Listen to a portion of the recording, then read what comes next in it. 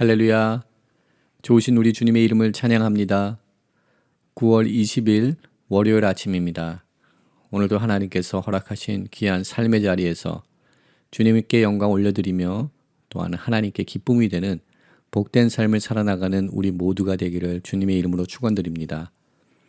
오늘 이 아침은 시편 141편 1절부터 4절까지의 말씀을 함께 나누며 새벽 제단으로 주님 앞에 나가도록 하겠습니다. 여호와여, 내가 주를 불렀사오니 속히 내게 오시옵소서. 내가 주께 부르짖을 때에 내 음성에 귀를 기울이소서. 나의 기도가 주의 앞에 분향함과 같이 되며 나의 손드는 것이 저녁 제사같이 되게 하소서. 여호와여, 내 입에 파수꾼을 세우시고 내 입술의 문을 지키소서.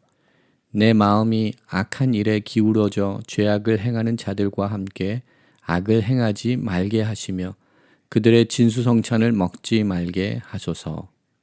아멘. 함께 기도하겠습니다. 사랑과 은혜가 많으신 여호와 하나님, 존귀하신 주님의 이름을 찬양합니다. 오늘 이 아침에도 주님의 그 신실하신 사랑과 은혜, 또한 주님의 완전하신 섭리와 계획 가운데 저희들의 삶을 허락하여 주시니 주님 감사합니다. 오늘도 우리 가운데 역사하시며 우리 가운데 놀라운 일들을 행하실 주님의 크신 계획들을 신뢰하며 주님을 소망하며 주님을 의지하며 하루의 삶을 살아나가는 우리 모두들 될 수 있도록 주님 축복하여 주시옵소서. 세상적인 염려와 근심과 걱정들 주님의 십자가 앞에 내려놓게 하시고 온전히 주께서 행하실 새로운 놀라운 구원의 역사들을 경험하고 체험하는 우리 모두들 될 수 있도록 하나님 은혜를 더하여 주시옵소서. 주님께서 역사하시는 특별한 날이 되기를 소망합니다. 하나님의 구원의 역사가 임하는 놀라운 날이 되기를 소망합니다. 하나님, 우리 가운데 친히 찾아와 주시고 행하시고 역사하여 주시옵소서. 우리의 입술을 주장하여 주시옵소서. 우리의 마음을 주님 지켜주시사 온전히 주님께 기쁨이 되는 거룩한 삶을 살 수 있도록 주님 우리들의 삶을 정결케 하여 주시옵소서. 말씀의 자리로 또한 나아가기를 소망합니다. 성령 하나님 함께하여 주시고 우리를 친히 가르치시며 말씀으로 인도하시고 이끌어 주시옵소서. 모든 것 감사드렸고 우리를 구원하신 예수 그리스도 이름으로 감사하며 기도드립니다. 아멘. 오늘 이 아침 저희들에게 주시는 하나님의 말씀에 귀를 기울이도록 하겠습니다. 오늘 이 아침은 로마서 14장 13절부터 18절까지의 말씀 함께 나누도록 하겠습니다. 그런즉 우리가 다시는 서로 비판하지 말고 도리어 부딪힐 것이나 거칠 것을 형제 앞에 두지 않도록 주의하라. 내가 주 예수 안에서 알고 확신하노니 무엇이든지 스스로 속된 것이 없으되 다만 속되게 여기는 그 사람에게는 속되니라. 만일 음식으로 말미암아 내 형제가 근심하게 되면 이는 내가 사랑으로 행하지 아니함이라. 그리스도께서 대신하여 죽으신 형제를 내 음식으로 망하게 하지 말라. 그러므로 너희의 선한 것이 비방을 받지 않게 하라. 하나님의 나라는 먹는 것과 마시는 것이 아니요 오직 성령 안에 있는 의와 평강과 희락이라. 이로써 그리스도를 섬기는 자는 하나님을 기쁘시게 하며 사람에게도 칭찬을 받느니라. 아멘. 한국의 고유 명절인 추석을 하루 앞둔 월요일 아침입니다. 어느새 가을이 저희들 삶 가운데 찾아왔고 또한 2021년도 얼마 남지 않은 그 시기를 향하여서 우리 결산의 시기, 연말의 시기를 향하여서 저희들은 달려가고 있습니다. 2021년도 코로나 팬데믹으로 인하여서 우리 삶에 많은 변화와 많은 규제와 제한들이 있었지만 그 가운데 하나님께서 허락하신 귀한 은혜와 축복들이 있는 줄 믿습니다. 비록 무화과 나무가 무성하지 못하며 포도나무에 열매가 없으며 감람나무에 소출이 없을지라도 나는 여호와로 말미암아 즐거워하며 나의 구원의 하나님으로 말미암아 기뻐하겠다고 선포한 우리 하박국 선지자의 귀한 믿음의 고백을 우리 삶 가운데 또한 적용하며 하나님께서 이 소망 없는 시대를 살아가고 있는 저희들에게 부어주신 귀한 은혜와 축복들을 재발견하는 우리 이 시간, 우리 가을 시즌이 될 수 있는 우리 모두가 되기를 소망합니다. 8월 달부터 시작한 로마서 묵상은 이제 그 결말을 향하여서 우리가 달려나가고 있습니다. 저희가 로마서를 묵상하면서 함께 나눈 말씀입니다. 사도 바울은 로마서를 기록하기 이전에 로마를 방문한 적이 없습니다. 그가 로마를 방문하기를 원하고 로마에 있는 성도들을 만나기를 원하였지만 하나님께서는 그에게 그 길을 열어주시지 않으셨습니다.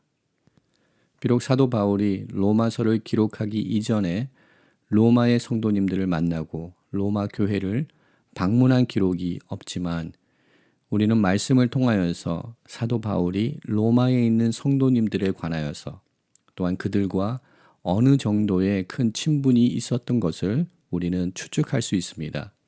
로마서 1장 8절에서도 사도 바울은 로마 성도님들이 그들이 가지고 있는 그 믿음이 온 세상에 전파됨으로 인하여서 하나님께 감사하는 글을, 기도를 쓴 것을 우리는 알고 있습니다.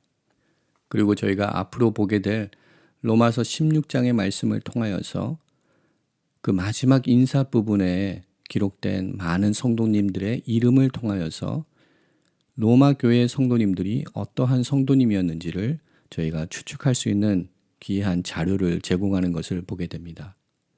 저희가 지난 말씀을 통하여서 이미 나눴듯이 초대교회에는 여러 문제들이 있었던 것을 우리가 잘 알고 있습니다.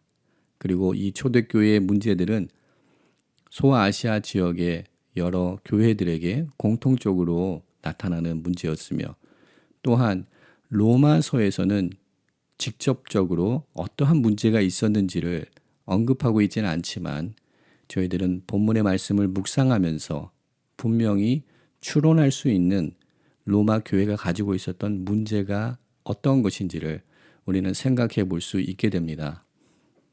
저희가 로마서의 말씀을 묵상하면서 로마 교회가 가지고 있었던 갈등의 요소들은 무엇인가라는 질문을 던질 수 있습니다. 그리고 이러한 질문에 대하여서 저희들은 특별히 로마서 14장과 15장의 말씀을 통하여서 조금이나마 그 질문에 대한 해답을 저희들은 얻을 수 있습니다. 로마서 14장에서는 믿음이 연약한 자들에 관하여서 언급되어 있는 내용이 나타나는 것을 봅니다. 또한 저희들이 로마서 15장에서 보게 되겠지만 로마서 15장에는 믿음이 강한 자들과 또한 믿음이 약한 자들에 대한 관계가 나타나는 것을 보게 됩니다. 이렇게 로마서 안에서는 서로 대립되는 관계에 있는 두 부류의 사람들이 소개되고 있습니다. 믿음이 강한 자, 또한 그와 반대되는 믿음이 약한 자들. 그리고 또한 저희들이 보았던 것처럼 음식에 관하여, 그리고 또한 날짜에 관하여, 즉 주님을 예배하는 그 날짜에 관한 서로 간의 이해의 차이가 있었던 두 부류의 사람들이 존재했다는 것을 우리는 생각해 볼 수 있습니다. 그리고 저희들이 더욱더 구체적으로 이러한 사람들이 누구인가라는 질문을 던지게 된다면 그들은 유대인 그리스도인들과 이방인 그리스도인들로서 구별이 될 수 있습니다. 그리고 이 이방인 그리스도인들은 헬라인 그리스도인들을 지칭하는 말입니다. 어느 교회에서든지 한 마음을 품는 것, 어느 믿음의 공동체 그 안에서 하나가 되고 한 마음으로 하나님의 거룩한 제단을 세워나가는 그 일은 초대교회나 지금이나 모든 성도들이, 모든 교회들이 감당해야 되는 거룩한 숙제인 것 같습니다. 오순절 성령 강림의 역사를 경험하였던, 그로 인하여서 세워지게 되었던 로마 교회도 이러한 갈등과 문제에서 제외될 수 없는 연약한 사람들의 모임인 것을 다시금 우리들에게 보여주는 것 같습니다. 로마서의 말씀 속에서는 직접적으로 이러한 두 부류의 사람들의 문제를 언급하고 있지는 않습니다. 그러나 우리는 분명 말씀 이면에 이러한 두 부류의 갈등이, 보이지 않는 갈등이 존재하고 있었던 것을 우리는 충분히 생각해 볼 수 있습니다.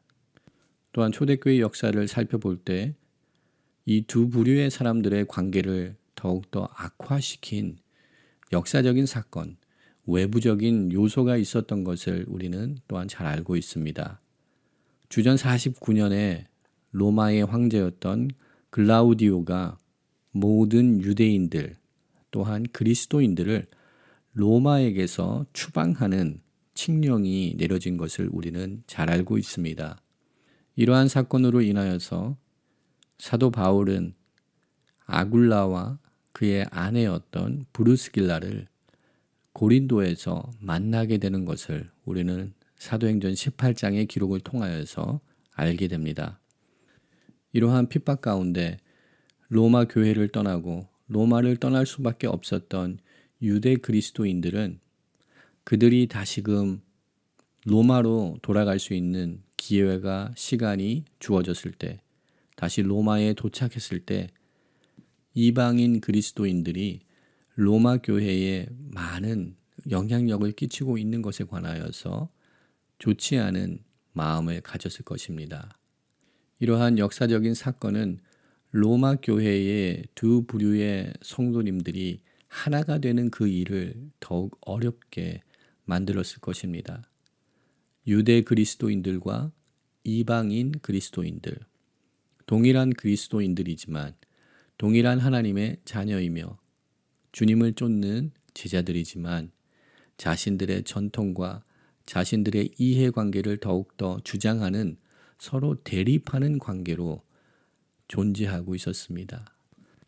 이러한 역사적인 또한 상황적인 배경을 이해함으로써 저희들은 왜 사도 바울이 유대인들의 구원에 관하여서 언급하고 또한 14장과 15장의 말씀을 통하여서 연약한 자들과 또한 그렇지 못한 자들의 관계를 설명하며 어떻게 하면 하나님의 은혜 안에서 예수 그리스도 안에서 하나의 공동체가 될 수 있는가를 강구하는 사도 바울의 간절한 소망과 그의 강구를 우리는 이해할 수 있게 되는 것 같습니다.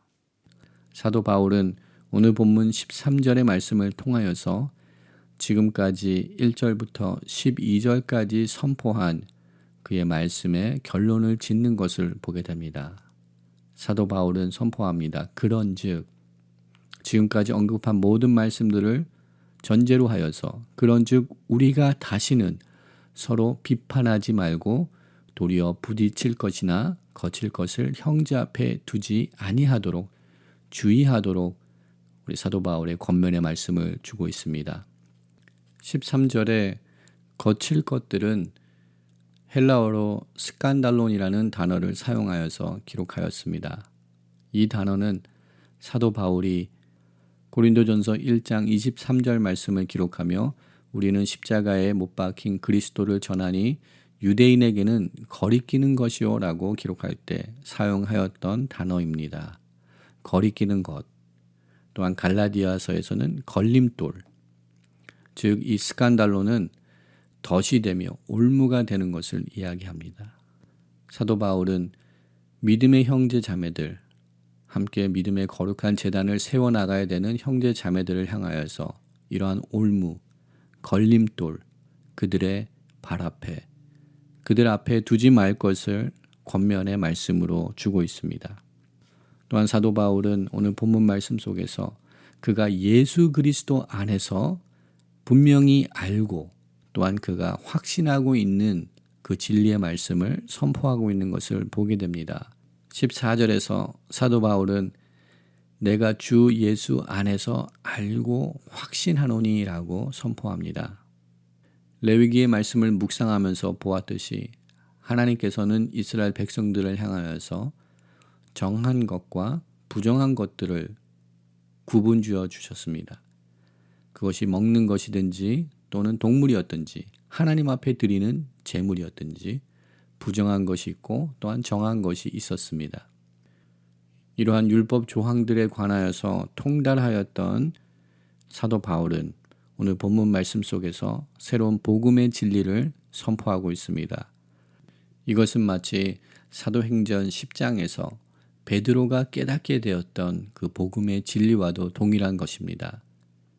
하나님께서는 하나님의 그 구원의 소식이 이방인들에게까지도 고넬료에게까지도 선포되어야 됨을 베드로에게 알려주시기 위하여서 환상을 통하여서 하나님께서 깨끗하게 하신 것을 내가 속되게 하지 말라는 말씀을 주시며 하나님의 구원의 역사에는 차별과 구별이 없음을 모든 민족들에게 하나님의 복음의 말씀들이 선포되어야 됨을 베드로에게 일깨워 주신 그 말씀처럼 오늘 본문 속에서도 사도 바울은 예수 그리스도 안에서 그가 알고 있는 복음의 진리, 즉 하나님 앞에서 그리스도 안에서 우리 모두는 새로운 피조물로서 지금까지 우리를 규제하며 또한 거룩한 하나님의 사람으로 살아갈 수 있게 하였던 그 율법의 말씀을 이제는 초월하여서 이제는 율법의 말씀이 몽학 선생이 되어서 우리를 그리스도 안에서 새로운 피조물로서 율법을 초월한 하나님의 의 가운데, 하나님의 평강 가운데, 하나님의 희락 가운데 우리가 살아가고 있음을 다시금 일깨워주는 이 사도 바울의 복음의 진리의 선포의 말씀을 우리 오늘 본문의 말씀을 통하여서 함께 받게 됩니다. 사도 바울은 오늘 본문의 말씀을 통하여서 진정 우리가 붙들어야 되는 복음의 진리가 무엇이며 복음의 본질이 무엇인지를 다시금 깨우쳐주고 있습니다. 단지 표면적으로 보이는 삶의 모습과 형태, 그것이 올바른 것이냐 올바르지 않은 것이냐를 규명하기 위하여서 오늘 본문의 말씀을 선포하고 있지 않습니다. 사도 바울은 그 이면 가운데 더 내면 깊은 곳에 핵심적인 그의 메시지의 중심이 무엇인지를 우리들이 깨닫기를 소망하고 있습니다. 사도 바울은 오늘 본문의 말씀을 통하여서 모든 그리스도인들과 또한 모든 교회들을 향하여서 선포하고 있습니다. 우리들이 가지고 있는 그릇된 잣대를 가지고 우리가 사람을, 교회를, 우리들의 관계를 비판하거나 정죄하는 행동을 취하지 말 것을 선포하고 있습니다.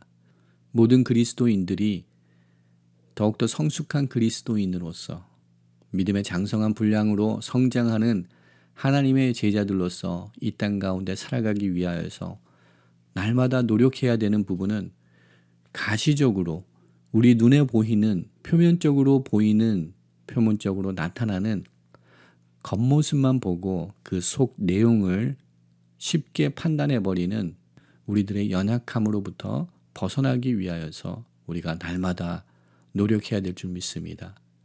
껍데기만을 보는 것이 아니라 그 내용물을 바라볼 수 있는 믿음을 얻기를 원합니다.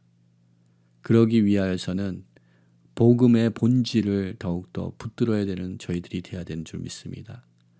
많은 경우에 저희들의 삶을 돌아보면 생명이 달려있고 목숨이 오가는 문제가 아닌데도 저희들은 목숨을 걸고 논쟁하며 목숨을 걸고 우리의 의견들을 나누는 경우들이 있습니다. 이러한 어리석음에서 벗어나는 저희들 되기를 원합니다.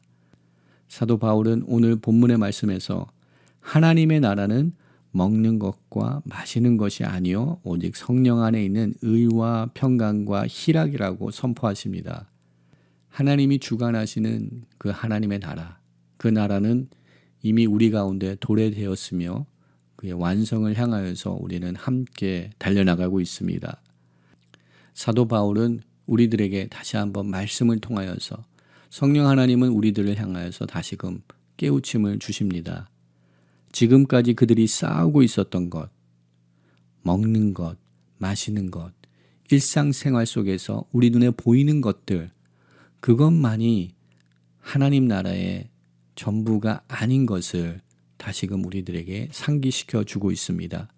우리가 이 세상을 사는 동안에 또한 우리 자녀들이 이 세상을 사는 동안에 진정 추구해야 되고 정말 목표로 삼고 달려나가야 되는 그러한 일들이 무엇인지를 다시금 우리들에게 상기시켜 주시며 깨닫게 하여 주시는 줄 믿습니다. 단지 먹고 마시는 일을 위하여서 우리가 이 땅에 존재하지 않음을 다시금 기억하는 오늘 하루가 되기를 소망합니다. 18절 말씀처럼 그리스도를 섬기는 자는 하나님을 기쁘시게 하며 사람에게도 칭찬을 받는 이런 복된 사람들로서 세워지는 은혜가 우리 가운데 있기를 소망합니다. 하나님께 기쁨이 되며 또한 그로 인하여서 사람들에게 칭찬을 받는 하나님의 사람. 이것이 진정 하나님의 나라에 속한 사람들이 살아가야 되는 삶의 모습인 줄 믿습니다. 그러한 사람들에게는 성령 안에서 하나님께서 주시는 의와 평강과 희락이 끊이지 않는 넘치는 삶을 살아갈 수 있게 되는 줄 믿습니다. 이 세상에 살지만 이 세상에 속하지 아니한 사람으로 우리는 예수 그리스도 안에 속한 사람들로서 성령 안에 속한 사람들로서 오늘 이 하루도 살아나가는 하나님의 크신 은혜가 우리 가운데 함께하기를 주님의 이름으로 축원드립니다. 고린도 교회에도 음식에 관한 문제가 있었습니다. 사도 바울은 고린도전서 10장 23절과 24절의 말씀을 통하여서 이러한 문제에 직면하고 있는 고린도 교회의 성도들에게 다음과 같은 권면의 말씀을 주셨습니다. 모든 것이 가하나 모든 것이 유익한 것은 아니요 모든 것이 가하나 모든 것이 덕을 세우는 것은 아니니 누구든지 자기의 유익을 구하지 말고 남의 유익을 구하라라는 말씀을 주셨습니다. 분명 하나님께서 세우신 거룩한 믿음의 공동체와 또한 우리 삶에 허락하신 모든 관계 속에서는 하나님이 원하시는 삶의 방법이 있습니다. 그것은 함께하는 삶입니다. 공존하는 삶입니다. 마치 성삼위일체 하나님께서 하나인 것처럼 하나님의 형상을 쫓아 지음받은 우리 모두 또한 함께 공존할 수 있는, 함께 삶을 공유할 수 있는, 함께하는 삶을 우리가 살아나가야 될 줄 믿습니다. 오늘도 하나님께서 허락하신 삶의 자리에서 하나님께 기쁨이 되며 온 사람들에게 칭찬받는 그러한 삶을 살기 위하여서 우리들의 언행과 서로를 이해하며 서로를 감싸 안으며 그리스도 사랑 안에서 하나님의 거룩한 일을 감당하는 거룩한 하나님의 사람들로서 세워지는 은혜가 우리 가운데 함께 하기를 주님의 이름으로 축원드립니다. 함께 기도하겠습니다. 사랑과 은혜가 많으신 여호와 하나님, 존귀하신 주님의 이름을 찬양합니다. 연약한 저희들, 부족한 저희들을 불러주셔서 거룩한 믿음의 공동체의 일원으로 세워주시니 감사합니다. 가정에서, 직장에서 하나님의 귀한 관계와 거룩한 공동체를 저희들 삶 가운데 허락하여 주시니 감사합니다. 하나님, 주님이 기뻐하신 일들을 감당케 하여 주시옵소서. 표면적인 것들에 마음을 뺏기지 않게 하시고 주님의 마음으로 본질을 바라보게 하시고 하나님의 사랑으로 섬기게 하시며 복음의 진리 가운데 서 있으며 하나님의 뜻과 계획들을 실현하는 자들로서 오늘 하루의 삶을 살 수 있도록 하나님 저희들에게 넉넉한 믿음을 주시옵소서. 너그러움을 주시옵소서. 용납할 수 있는 믿음을 주시고 이해할 수 있는 마음의 여유를 주님 허락하여 주시옵소서. 오늘도 하나님의 거룩한 일꾼들로서 하나님의 일을 감당하는 사람들로서 살아나가기를 소망하오니 힘과 능력을 저희들에게 부어 주시옵소서. 모든 것 감사드리옵고 우리를 구원하신 예수 그리스도 이름으로 감사하며 기도드립니다. 아멘. 오늘 이 아침에도 중보 기도의 제목을 주님 앞에 올려드리며 또한 우리 개인의 기도 제목을 주님 앞에 올려드리기 원합니다. 열방을 향하여서 주님의 통치하심이 나타나게 하여 주시옵소서 기도합니다. 선교사님들을 기억하여 주시옵소서. 주님께서 세우신 그곳에서 하나님의 일을 감당케 하여 주시옵소서. 또한 우리가 살고 있는 이 땅 주님 회복시켜 주시옵소서. 두꺼운 조국을 주님 기억하시며 하나님의 은혜 가운데 복음 통일을 이루게 하여 주시옵소서. 거룩한 믿음의 지체를 주님의 손에 올려드리기 원합니다.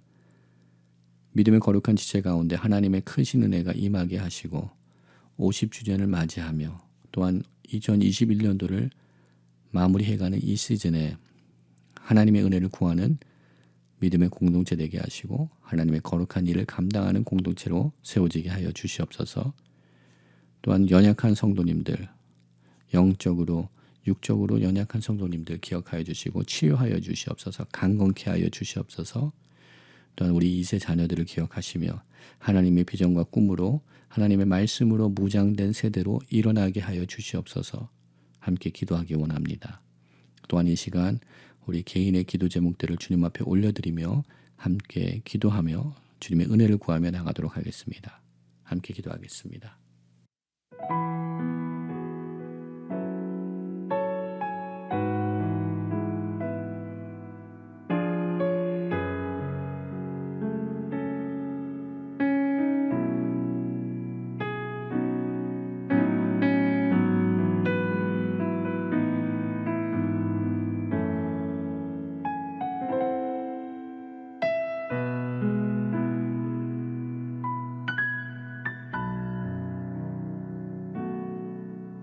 내 마음속 전부를 다시는 주님, 나 당신께 숨길 것 하나 없네. 주보좌 앞에 나아가 다 하뢰니 모든 근심과 슬픔 사라지네. 내가 어디에 있든 주 함께 하시니 내가 서 있는 이곳 바로 천국. 주보좌 앞에 나아가 나 절하니 주의 은혜와 사랑 넘쳐나네. 주 내 맘에 늘 계시고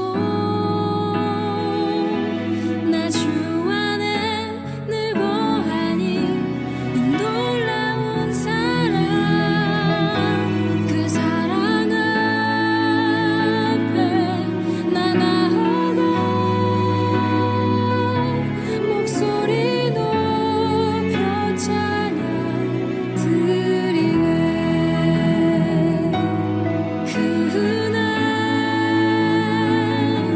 보좌 앞에 나 나아가 경배 드리네.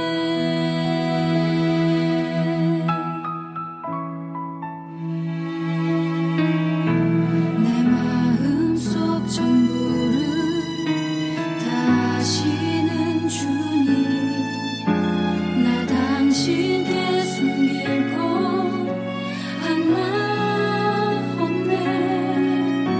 주보좌 앞에 나아가 다 하뢰니 모든 근심과 슬픔 사라지네. 내가